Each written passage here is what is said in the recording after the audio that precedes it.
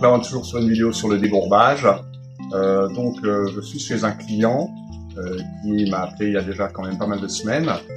Il y a d'abord eu une première approche technique pour essayer de résoudre un problème de circulation d'eau de chauffage sur une zone complète en plancher chauffant. Le résultat n'a absolument rien donné. Donc le débourbage a été une nécessité, a été proposé commercialement et là nous sommes en cours de débourbage et je voulais avoir la réaction à chaud du client. Oui, bonjour à tous. Donc voilà, j'ai fait appel à Monsieur Dazin et je les regarde travailler depuis ce matin et je suis impressionné. Le premier rinçage, effectivement, vous avez certainement les vidéos, mais j'y assistais en direct, moi.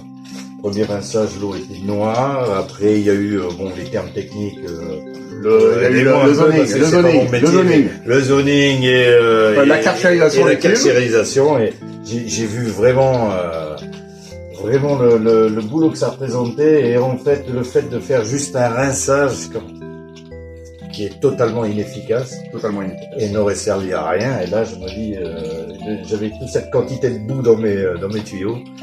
Qui endommageait en plus certainement la pompe à chaleur à terme de toute évidence. Sans doute, surtout que l'installation est récente, donc je pense que c'était une nécessité. Il y a longtemps que je voulais le faire.